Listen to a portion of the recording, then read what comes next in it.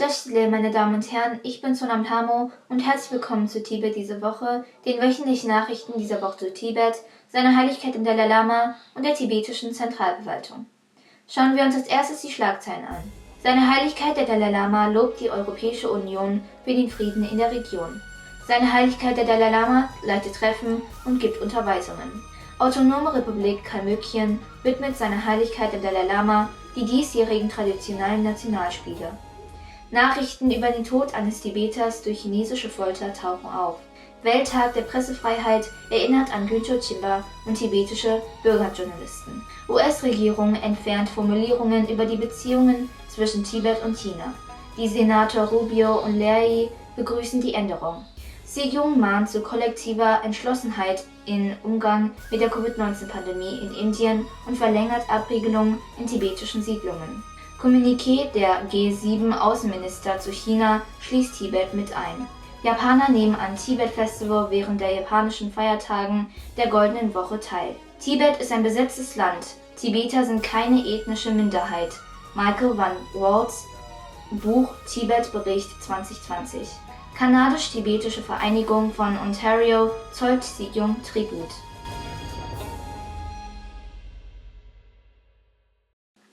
Seine Heiligkeit der Dalai Lama bewundert den Geist der Europäischen Union und lobt die Europäische Union für den Frieden in Europa. Am Dienstag dieser Woche während eines Interviews mit dem tschechischen YouTuber Karol beim Václav Havel European Dialogues 2021 wurde seine Heiligkeit der Dalai Lama nach seinen Ansichten gefragt bezüglich der Bedeutung der Europäischen Union in der heutigen Zeit, den gezogenen Lehren seiner Heiligkeit, als er durch schwierige Zeiten im Leben ging und über seine Reinkarnation.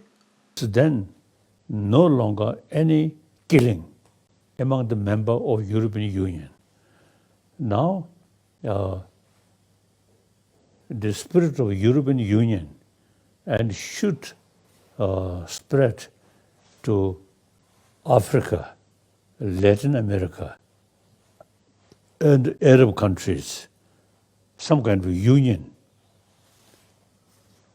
That's the best way guarantee for peace. Seine Heiligkeit der Dalai Lama hatte Anfang dieses Monats eine Reihe von virtuellen Treffen geleitet und Unterweisungen gegeben. Bei einem Treffen zur wissenschaftlichen Untersuchung der Meditation durch russische Neurowissenschaftler am Mittwoch letzter Woche sagte seine Heiligkeit der Dalai Lama, dass wir mehr Forschung betreiben und mehr Fälle von Tuktam untersuchen müssen. Russische Wissenschaftler hatten ein Projekt zur Erforschung von Tuktam gestartet, dem Phänomen, das manchmal auftritt, wenn ein vollendeter Meditierender stirbt und sein subtiles Bewusstsein im Körper verbleibt, selbst nach dem klinischen Tod. Sie haben Forschungslabors in den tibetischen Siedlungen in Südindien eingerichtet und 104 Mönche während ihrer Meditation untersucht. Seine Heiligkeit der Dalai Lama gab am Montag letzter Woche für Taiwan eine Unterweisung über das Herzsutra während eines Massengebets für den Weltfrieden, das von chinesischen und taiwanesischen Buddhisten organisiert wurde. Die traditionellen kalmykischen Nationalspiele, die Anfang des Monats unter dem Motto Internationales Jahr der Dankbarkeit gegenüber seiner Heiligkeit dem Dalai Lama stattfanden, wurden seiner Heiligkeit dem Dalai Lama und dem 25. Jahrestag der Gründung des zentralbuddhistischen Klosters Gedin Shedupche Kholin gewidmet. Die Veranstaltung wurde im Dorf Jegenensky im Bezirk Kechenerovsky in der Autonomen Republik Kalmykien der Russischen Föderation abgehalten. Laut einer Quelle ist ein tibetischer Mann nach Misshandlungen in chinesischem Polizeigewahrsam verstorben. Er wurde 2019 in der Gemeinde Tachin im Kreis Nakchu in der sogenannten Autonomen Region Tibet im traditionellen Gebiet Chakrongpo der tibetischen Provinz Kham wegen Weigerung an politischen Umerziehungsmaßnahmen teilzunehmen inhaftiert. Norsam wurde etwa im Alter von 36 Jahren zusammen mit mehreren anderen Tibetern von den lokalen Behörden einer politischen Umerziehungskampagne bzw. patriotischen Erziehung unterzogen, um jegliche Bedrohung durch zivile Unruhen oder sogar Aufstände im Vorfeld des sensiblen Anlasses der Kommunistischen Partei Chinas zu unterdrücken. Aufgrund der hohen Restriktionen Chinas im Bereich der Online-Kommunikation war Norsangs Tod der Welt außerhalb Tibets bis jetzt unerkannt geblieben. Am Welttag der Pressefreiheit wurde an Gycho Chimba erinnert, der von den chinesischen Behörden in der Haft zu Tode gefoltert wurde, weil er Informationen über Tibet weitergegeben hatte. Des Weiteren wurden tibetischen Journalisten aus Tibet gedacht, die sich in chinesischer Haft befinden, darunter Gobet Sang, Künjo Tsebel Tsomodawa und Lobsang Chamyang. Das Tibet-Büro in Genf äußerte sich tief besorgt über die schweren Verletzungen der Pressefreiheit durch China, einschließlich der Verfolgung von Journalisten und Medienschaffenden aus Tibet. Sie forderten die Vereinten Nationen, insbesondere den UN-Hochkommissar für Menschenrechte sowie die UN-Sonderberichterstatter zum Schutz des Rechts auf freie Meinungsäußerung und die internationale Gemeinschaft auf, China zu beobachten, über sie zu berichten und aufzufordern, die Pressefreiheit zu garantieren und zu schützen. Der jährliche Menschenrechtsbericht des US-Außenministeriums zu Tibet erkennt Tibet nicht mehr vorbehaltlos als Teil der Volksrepublik China an. Senator Marco Rubio und Senator Patrick Leahy, der ursprüngliche Sponsor und Co-Sponsor des Tibetan Policy and Support Act, haben in einem Brief an Außenminister Antony Blinken die Entfernung der ungerechtfertigten Formulierungen der US-Politik in Bezug auf Tibets Beziehung zur Volksrepublik China aus dem jährlichen Menschenrechtsbericht begrüßt. Sejong Dr. Lobsang Singhi diskutierte mit dem damaligen Sonderkoordinator Robert Dastrow während eines Treffens im vergangenen Oktober über diese spezielle Angelegenheit.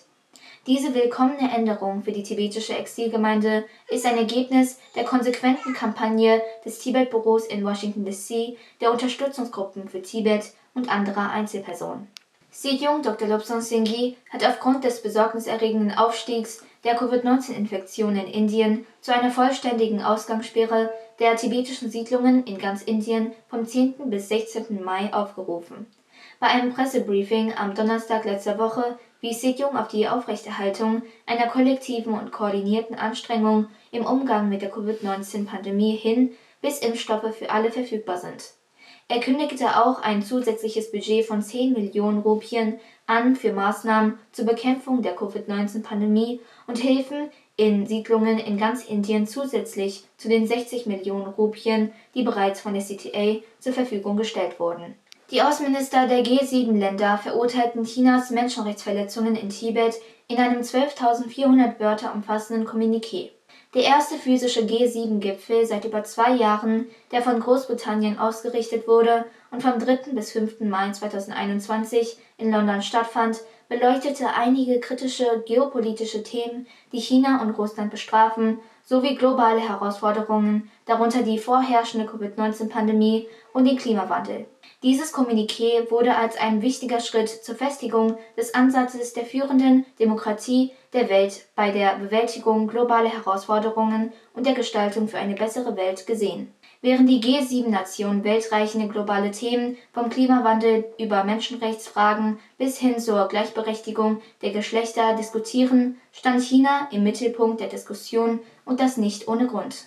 Japaner und Tibeter in Japan nahmen an dem 4-tägigen Online-Tibet-Festival Japan teil, das vom Tibet House Japan organisiert wurde und zeitgleich mit den Feiertagen der Goldenen Woche in Japan vom 2. bis zum 5. Mai stattfand. Ziel des Festivals war es, die reiche Kultur, Religion und Geschichte Tibets zu feiern und der japanischen Regierung und dem japanischen Volk, den Unterstützern und Sponsoren für ihre unerschütterliche Unterstützung für Tibet zu danken. Es bietet den Tibetern und Japanern die Gelegenheit, die reiche Kultur des jeweils anderen zu teilen und dadurch die spirituelle und kulturelle Verbindung zu stärken. Als Gastredner beim Webinar der litauischen Parlamentarischen Gruppe für Tibet sagte Dr. Michael van Walt, dass Tibet ein besetztes Land ist und die Tibeter keine ethnische Minderheit sind. Das Webinar wurde am Montag dieser Woche von Mitgliedern der Parlamente und Tibet-Unterstützern aus den baltischen Ländern besucht. Dr. Michael van Walt sprach in einer Präsentation über sein Buch Tibet-Brief 2020,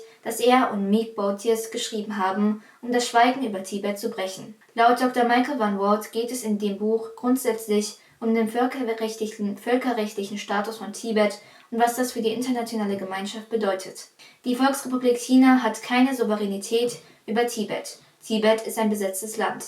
Während des Treffens lobte der Repräsentant des Dalai Lama im Tibet-Büro von Brüssel, Dashi Phuntsho, Dr. Michael van Walt, für seine bemerkenswerte Arbeit. Er erinnerte an die enormen Beiträge von Dr. van Walt zu den rechtlichen und politischen Fragen Tibets. Die Tibeter-Gemeinschaft Kanada von Ontario, kurz CCAO, veranstaltete eine virtuelle Thank You Sejong-Veranstaltung, um Dr. Lobsang Singhi für seinen unermüdlichen Dienst und herausragende Führung zu danken. Unter den Teilnehmern der Zeremonie waren der Repräsentant des Dalai Lama von Tibet-Büro in Washington D.C., Ngurdup Tsering, Mitglieder der CTAO, Vertreter verschiedener tibetischer NGOs und einige kanadische Parlamentarabgeordnete, die ihre Videogratulation und Glückwünsche an den Sejong sandten.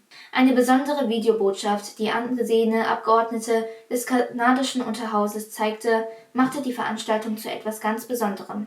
CTA-Präsident Dr. Lobsang Singhi erwähnte, dass alle seine Dienste und Beiträge einzig und allein von seinem lang gehegten Traum angetrieben wurden, die Wünsche und Bestrebungen seiner Heiligkeit für eine bessere Zukunft für das tibetische Volk und Tibet zu erfüllen.